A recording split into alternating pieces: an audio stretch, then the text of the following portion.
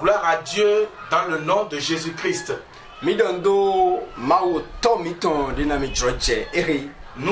rendons gloire à Dieu, notre Père, qui nous a donné cette opportunité afin de partager sa parole avec vous. Toi qui nous suis en ce moment, toi qui nous suis en ce moment, tu es béni. Une fois encore, nous allons évoluer et parler de l'amour de Dieu. L'amour de Dieu. Aujourd'hui, nous allons lire notre premier texte dans le livre de Jean. L'évangile selon Jean, en son chapitre 15, au verset 13. Jean chapitre 15, verset 13. Il n'y a pas de plus grand amour que de donner sa vie pour ses amis. Gloire à Dieu.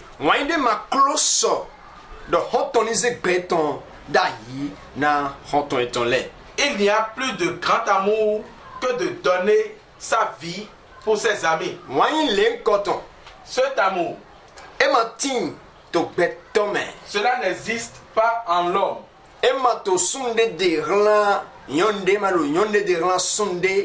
Cela n'existe pas en une femme envers son mari ou en un homme envers sa femme. Mais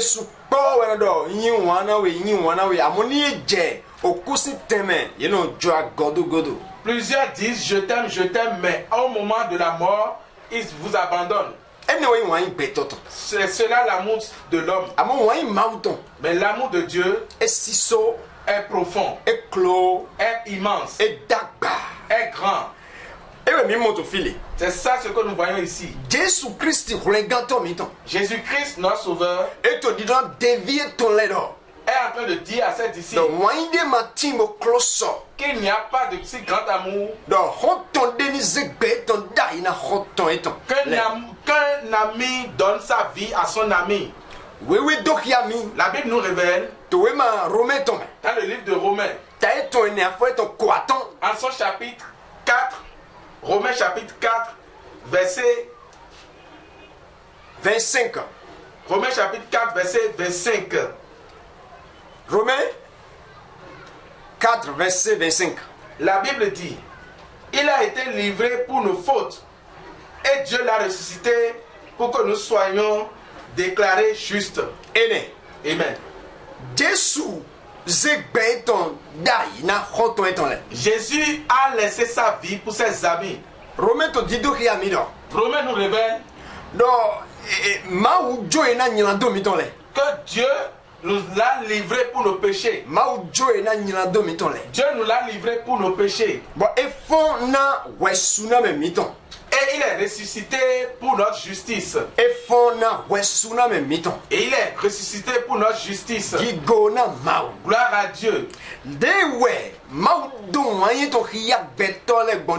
C'est ainsi Dieu a révélé son amour envers tous les hommes.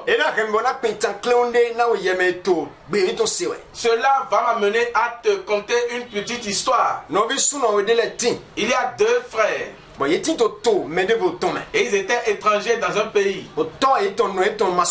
Ils n'ont plus de père ni de mère. Et le petit aime se promener et avoir des amis en désordre. Il se bagarre, il fait des désordres partout. Il vole. Mais son grand frère lui dit, mon frère, ce que tu fais n'est pas bon. Nous n'avons personne. Nous n'avons pas de père ni de mère. Et nous sommes ici pour devenir quelqu'un. Ce que tu fais ne t'apporte rien de bon. Ne t'apporte rien de bon. Le petit ne comprend rien. Il n'accepte jamais. Un jour, ils sont allés voler quelque part. Et ils voulaient être arrêtés. Ils ont tué quelqu'un là-bas. Il a été taché par le sang. Quand il courait, les gens ont commencé par le poursuivre. Ils l'ont poursuivi jusqu'à la maison. Et lui ne savait pas que les gens ont su la maison dans laquelle il est rentré. Lorsqu'il est rentré, son frère l'a vu. Elle lui a dit, qu'est-ce qui s'est passé? Il a vu le sang sur ton habit. En même temps, il a pris son habit qu'il a porté et il lui a porté son habit.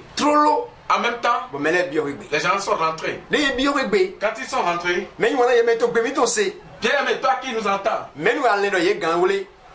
qui penses-tu qu'on peut arrêter? Celui qui porte le sang, ceux-là qui étaient en train de poursuivre le malfaiteur, ils savent l'habit qu'il a porté. Ils ont vu le sang sur son habit. Alléluia. Alléluia. Lorsqu'ils sont rentrés dans la maison, ils ont arrêté le grand frère. Et ils sont partis. Le moment venu pour qu'on puisse tuer le grand frère, parce qu'il a été condamné à mort. Le frère, le grand frère a demandé la permission pour qu'on puisse parler à son petit frère. Au moment où le petit frère est venu, le grand frère lui dit, il dit, tu vois, je t'ai toujours dit, tu n'as jamais su que je dis la vérité. Tu penses que je ne t'aimais pas. Je t'ai montré maintenant jusqu'où je t'aime. Voilà. Je suis mort pour toi. Et toi tu as ma vie. Maintenant je ne suis plus là pour te parler. Vois ce que je t'ai fait. Le petit frère a commencé par pleurer. Bien aimé, le grand frère a été tué. Cela n'a rien apporté de comme changement.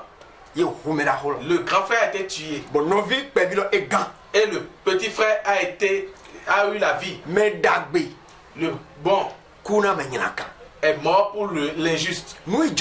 Ce qui s'est passé, c'est l'histoire de toi et de moi. Avec Jésus-Christ. Jésus est le grand. C'est toi le petit. Toi et moi, nous sommes pécheurs. À cause du péché d'Adam.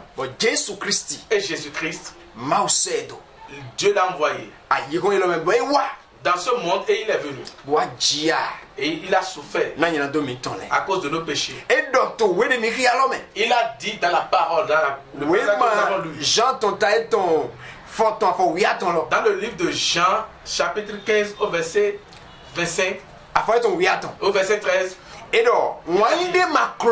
a plus de grand amour que son ami puisse donner la vie à son ami. Nous allons lire Jean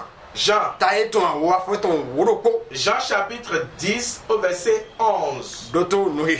Jean chapitre 10 au verset 11. La Bible dit, je suis le bon berger.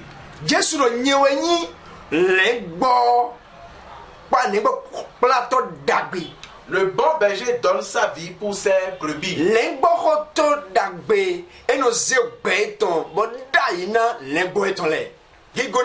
Alléluia. C'est ce que Jésus-Christ a fait. Il a donné sa vie. Qui parmi les hommes peut donner sa vie pour sauver la vie d'une autre? Il n'y en a pas. L'amour des hommes se repose sur fais-moi, je te le ferai. Mais l'amour de Dieu qu'il a révélé par Jésus-Christ, cela n'est pas reposé sur fais-moi, je te le ferai. Il nous a juste aimés. Il nous a juste aimés. Et il a fait le grand œuvre qu'on ne peut jamais faire. Qu'on ne peut jamais faire. Il l'a fait pour nous. Il a donné sa vie pour nous sauver des malédictions, du péché. Et par sa vie, nous sommes devenus le juste. Nous sommes plus pécheurs. Le péché d'Adam et ses malédictions, nous sommes maintenant libérés. Nous sommes libérés par la vie de Jésus-Christ. Bien-aimé, le nombre de fois ou bien la grandeur de l'amour de Dieu, c'est ça que tu as entendu. Jésus-Christ, il dit qu'il est le bon berger. Le bon berger donne sa vie pour ses brebis. Jésus a fait le sacrifice. Il n'a pas pris un brebis pour faire le sacrifice. Tu n'as plus besoin de ces moutons. Tu n'as plus besoin de sacrifices. Les sacrifices qu'on te demande, tu vas faire ceci pour être ceci. Tu vas te doucher comme ceci pour ceci. Tu vas utiliser telle huile pour ceci. Tu vas utiliser telle eau pour ceci. Jésus-Christ. Il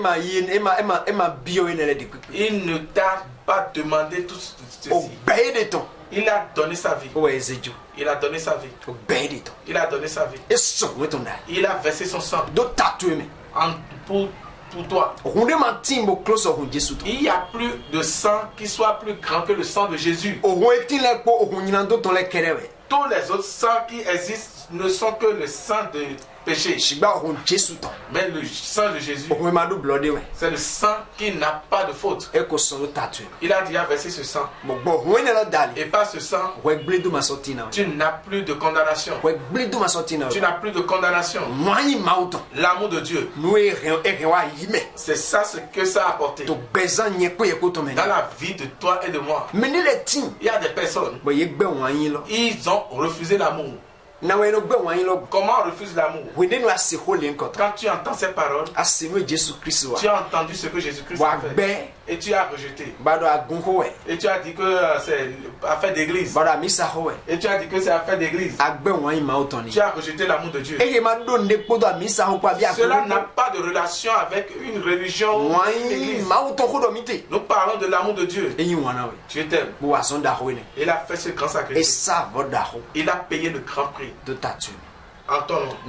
Bien-aimé, réfléchis sur ceci et regarde combien de fois Dieu t'aime. Il t'aime au-delà de tout. Et il a fait ce grand sacrifice en ton nom. Là où tu es, si tu as compris et tu veux que tu accueilles cet amour chez toi, que tu reçoives Christ comme ton Seigneur et ton Sauveur, fais cette prière avec moi. Dis à partir d'aujourd'hui, j'ai entendu et j'ai compris le nombre de fois que Dieu m'aime. Et il a versé son sang par Jésus-Christ. À partir d'aujourd'hui, j'accepte l'œuvre que Jésus-Christ a fait. Je l'accepte comme mon Seigneur et Sauveur, mon Sauveur. À partir d'aujourd'hui, jusqu'à l'éternité. Amen. Amen.